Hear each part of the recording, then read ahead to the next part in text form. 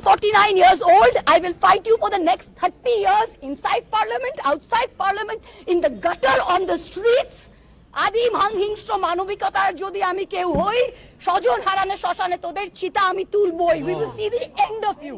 I'm 49 years old. I will fight you for the next 30 years inside parliament, outside parliament, in the gutter, on the streets. আদিম হিংস্র মানবিকতার যদি আমি কেউ হই, স্বজন হারানো শ্মশানে তোদের চিতা আমি তুলবই। We will see the end of you. I'm 49 years old. I will fight you for the next 30 years inside parliament, outside parliament, in the gutter, on the streets. আদিম হিংস্র মানবিকতার যদি আমি কেউ হই, স্বজন হারানো শ্মশানে তোদের চিতা আমি তুলবই। We will see the end of you. আমার বয়স 49 বছর। আমি আগামী 30 বছর পার্লামেন্টের ভিতরে ও বাইরে লড়াই করব। আমি এর শেষ দেখে ছাড়ব। সাংসদ পদ খারিজ হওয়ার পর ঠিক এইভাবেই ভবনের বাইরে দাঁড়িয়ে কটাক্ষ করেছিলেন মহুয়া মৈত্র। আর 4 জুন ফের কৃষ্ণনগর কেন্দ্র থেকে জয়ের পর এই ভিডিও আরও একবার ভাইরাল হলো। লোকসভা ভোটের ফল প্রকাশ হয় 4 জুন। এদিন জয়লাভের পর নদিয়া জেলার প্রশাসনিক ভবনে সার্টিফিকেট নিতে যান কৃষ্ণনগর লোকসভা কেন্দ্রের জয়ী তৃণমূল প্রার্থী মহুয়া মৈত্র। নদিয়ার জেলা শাসক এস অরুণ প্রসাদের হাত থেকে জয়ের শংসাপত্র নেন তিনি। একই সঙ্গে ফুল দিয়ে জয়ী প্রার্থীকে শুভেচ্ছা জানান নদিয়ার জেলা শাসক। এরপর সাংবাদিকদের মুখোমুখি হয়ে তিনি জানান যে নিজের জয়ের থেকেও বেশি আনন্দ হচ্ছে দলের মিশন সাকসেসফুল হওয়ায়। তার এই জয় মুখ্যমন্ত্রী মমতা বন্দ্যোপাধ্যায়কে উৎসর্গ করেন তিনি। পাশাপাশি তিনি বলেন যে মানুষের আশীর্বাদ থাকলে আগামী দিনে সংসদে তার গর্জন আরও তীব্র হবে। যেহেতু সংসদে দাঁড়িয়ে তিনি বলে এসেছিলেন যে তাদের চিতায় তুলবেনই, আর তাই জনগণ অর্থাৎ গণদেবতা বিজেপিকে যথাযথ উত্তর দিয়ে চিতায় তুলে দিয়েছেন। শোনাবো আপনাদের কি বলছেন মহুয়া মৈত্র। খুব ভালো লাগছে। আমি তো বললাম যে আমার সাফল্য থেকে বেশি আমার খুশি হচ্ছে যে আমাদের পার্টি এতগুলো সিট জিতেছে আর আমাদের এই পুরো মিশনে আমরা সাকসেসফুল হয়েছি। অল ইন্ডিয়াতেও ইন্ডিয়া অ্যালায়েন্স এত ভালো করেছে, সেটাই সাফল্য। আজ বিজয় পথ রুখতে এখানে নরেন্দ্র মোদী বেশ কয়েকবার সভা করেছে, বিজেপি ঝাঁপিয়ে পড়েছিল, তার সত্ত্বেও জয়লাভ করলেন। এই জয়ের জন্য মূলত কি? দেখুন, এইটা তো মোদির ভোট ছিল।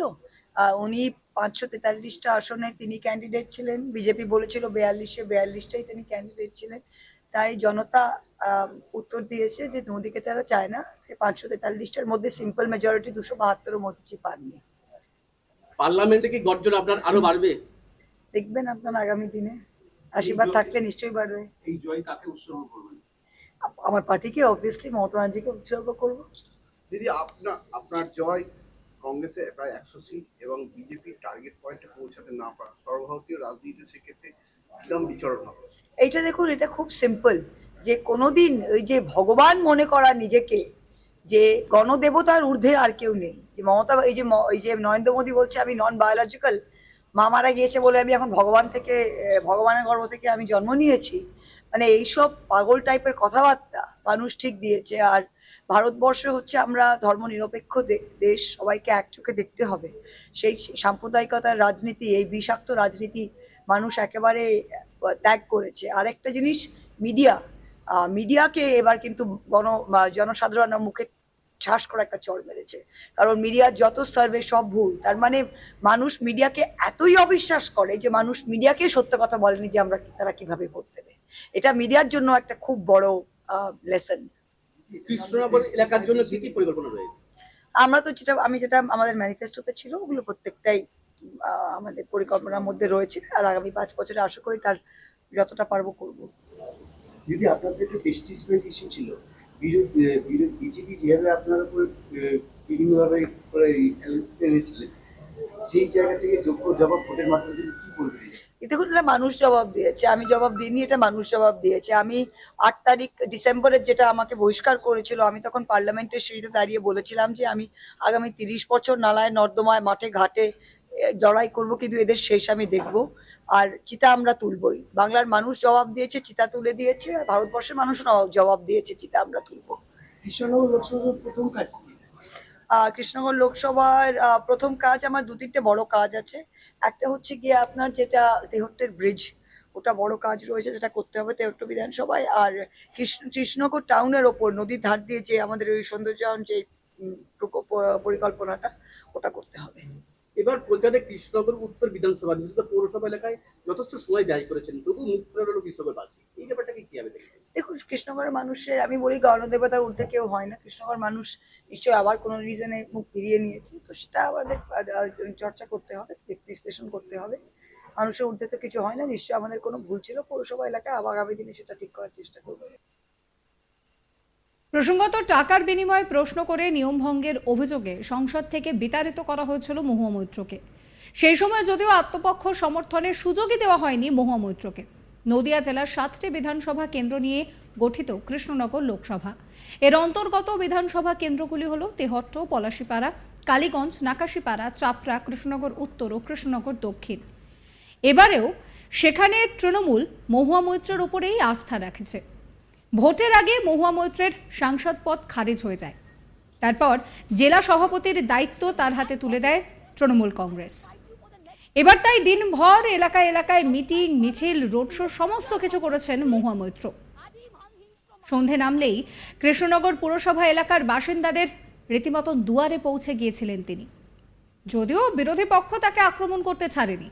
2 লক্ষ ভোটে হারবেন, কাপড় গুছিয়ে রাখুন ইত্যাদিভাবে মহুয়া মৈত্রকে তীব্র কটাক্ষ করেছিলেন বিরোধী দলনেতা শুভেন্দু অধিকারী। মহুয়ার বিপক্ষে বিজেপি ভোটে দাঁড় করায় কৃষ্ণনগরের রাজমাতা অমৃতা রায়কে। যদিও শেষমেশ বিজেপির মুখ রক্ষা হলো না এই কেন্দ্রে। এই নিয়ে আমার কলিগ নিলয় ভট্টাচার্যের একটি রিপোর্ট দেখাবো। ক্যাশ ফর কোয়ারি ইস্যু নিয়ে সাংসদ থেকে বহিষ্কৃত হয়েছিলেন কৃষ্ণনগরের নবনির্বাচিত সাংসদ মহুয়া মৈত্র। আর সেদিন দিল্লির রাজপথ অর্থাৎ সংসদের অলিন্দে দাঁড়িয়ে তিনি ঝড় তুলে বলেছিলেন বোধন কবিতার 2টি লাইন। আদিম হিংস্র মানবিকতার আমি যদি কেউ হই, স্বজন হারানো শ্মশানে তোদের চিতা আমি তুলবই। অর্থাৎ আগামী দিনে যে তার আওয়াজ আরো তীব্রতর হবে সে কথা কিন্তু তিনি আগাম এবং স্পষ্ট জানিয়ে দিলেন ভোট গণনার দিন, সার্টিফিকেট অর্থাৎ শংসাপত্র নেওয়ার আগেই। কৃষ্ণনগর লোকসভা কেন্দ্রের সাংসদ মহুয়া মৈত্র তার প্রতিদ্বন্দ্বী বিজেপি প্রার্থী রাজমাতাকে ৬২,০০০-এরও বেশি কিছু ভোটে হারিয়ে আজ ক্ষমতায় অর্থাৎ কৃষ্ণনগর লোকসভা কেন্দ্রের গণদেবতার রায়ে তিনি জয়ী হয়েছেন।